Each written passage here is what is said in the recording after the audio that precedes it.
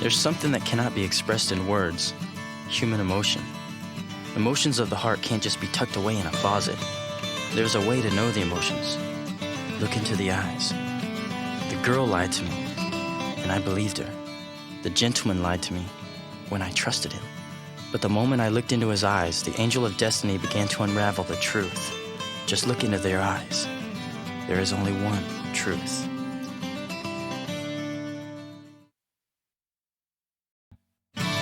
Those who make mistakes blame themselves and close their hearts. It's impossible to fix the mistake. Men can't return to the past. That's why they drink. Luscious, drunks, sliding alcohol down their throats to dilute the memories that can't be forgotten. Frank Marlin, the gunsmith, does nothing but drink, and he questions the glass after it's empty. Am I wrong? Was I wrong? A past that can't be forgotten and can't be buried. A past that can't even be shaken for just a little time. The sentiment deep inside each of their hearts is strong and equal. For beloved parents and for a beloved daughter. Two men can only find the answer from behind their triggers. The moment the sentimental bullets flew towards each other, the men stood silent, yet were weeping. The past enslaves. Whenever something is gained, something is always lost. It's difficult to live after something like that. What is lost will never return. Important things, irreplaceable things. But what is needed to keep those things is in the firm will, packed into one bullet. Man knows.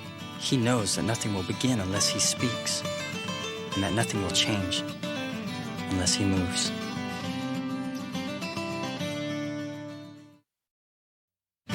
The longer one holds on to a memory, the longer one lives in the past. The deeper the memory they hold on to, the more beautiful the past will become.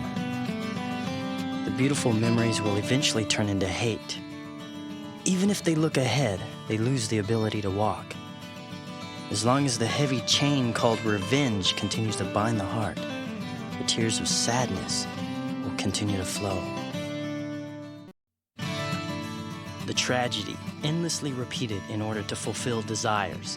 The lust for conquest, making people bend to your will. A thrill intense enough to make you shudder. There's a man who is a slave to that ecstasy. The leader of the bad lads. A man who shines brilliant dynamite's neon. The sand steamer will shake the moment the huge dynamos on each of his shoulders start to spark. In the pitch black darkness, the gruesome party begins. People who sin say this, that they had to survive. People who sin say this, it's too late now to stop. A shadow called sin dogs them steadily from behind, silently, without a word. Remorse and agony are repeated only to end up at despair in the end. But the sinners just don't know that if they'd only turn around, there's a light there, a light which keeps shining on them ever so warmly, a light that will never fade. I met a lone man in the desert, a traveling priest, Nicholas D. Wolfwood.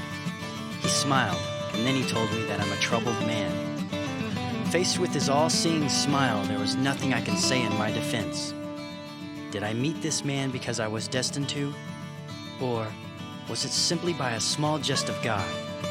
The man's name is Nicholas D. Wolfwood, a traveling priest I met in the desert.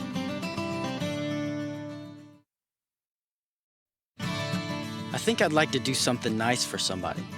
I think it's good if you smile at someone and they smile in return. Voluntary love encourages people to create a sense of friendliness. Love that is unconditional gives us respect as people. However, it's wrong to force love to try to keep it alive. If the strain goes on, eventually it'll bloom into the flower called lie, the deceptively thorny flower that hurts people. A choice between two things, a forked road, a crossroad, where men given life must take in order to stay alive. Whichever end they live on, they lose something. Whichever end they live on, they are unable to find happiness. But Are there really only two paths to a forked road? No, there are infinite paths we must take. There is more than one path. There is more than one path to the future. All people have a sanctuary which must never be touched, a scar of sadness which must never be tread upon, a cooperation formed by the living to realize a dream or achieve an ideal. The man with the white coat told me in a quiet voice that he had finally found me, that he wanted my life. That man smiled a smile deeper than darkness, legato blue summers. A man fascinated by death only spoke quietly. Routine report, date July 20th. 2 days after the incident caused by a man named Monev, tension still runs high in the city. The events that occurred there made me realize something all over again. It's an awareness which becomes obscured as I keep regular contact with him. That being, the reason Vash the Stampede is called the humanoid typhoon. Yet I still don't understand. Why is it that so much trouble falls into this man's lap?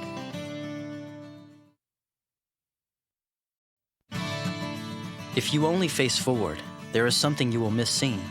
It is a virtue to devote oneself to something, firmly believing in one's own ideals. But that does not mean it's all right to belittle the ideals or feelings of others. If you lead such a busy life and you don't realize how your parents feel, it's only self-satisfaction. It's all right to stop every now and again, if you want a moment's rest, if you want to feel what other people feel. People judge people.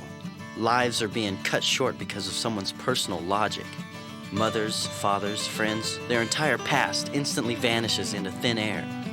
The question is, should this take place at the whim of one individual? A beautiful woman stood before the corpses of the Roderick thieves. She told me that she was merely discarding some useless garbage. Dominique the Cyclops told me to just think of it as spring cleaning.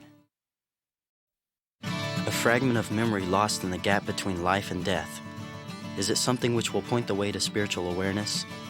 The silver metallic gun crushes, and my right arm metamorphoses. My past, my people, my mother.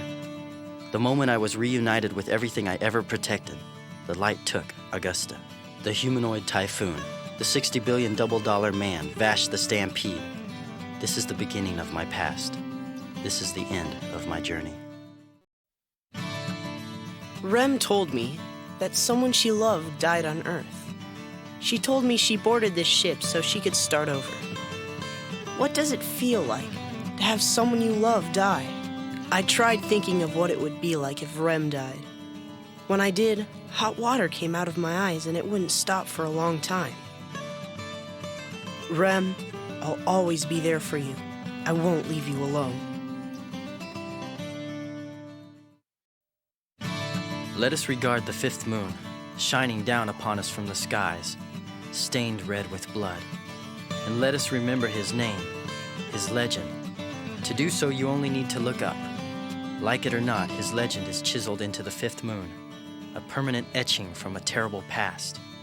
The legend of Vash the Stampede, chiseled forever. And then the time comes, you only need tell of the tracks, which lead to the future. Strong will can stir the heart, but a will too strong can cut off the heart's visibility. The sorrow of a man bereaved of his family turns into hate, which eventually metamorphoses into the intent to kill. The man's finger reaches for the trigger.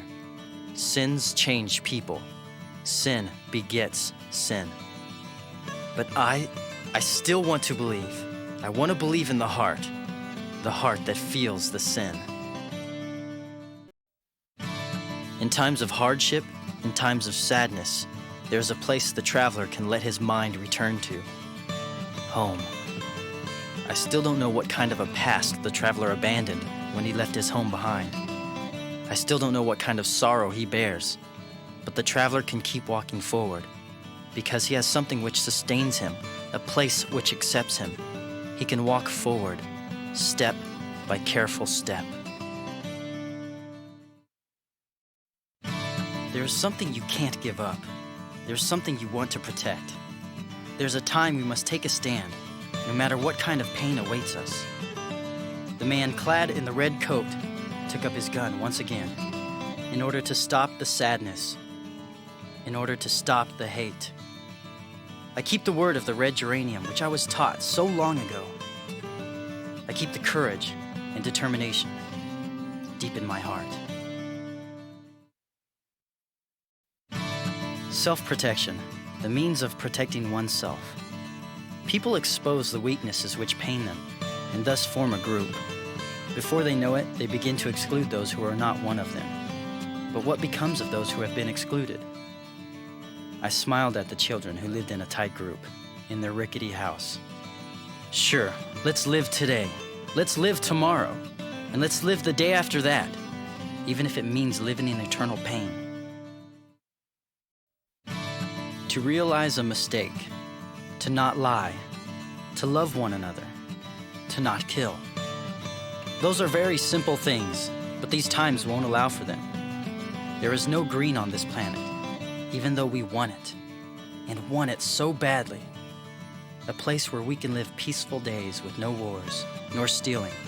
A sacred place where people can live as people. Yes, there. That place is called. Repeated tragedies, repeated pain. The wishes of a man are so strong and yet so frail and weak. To live, to stay alive. Who would have known that survival was this hard, this painful? I must choose. I must make the choice. In the moment that intertwines life and death, can I choose to remain a human?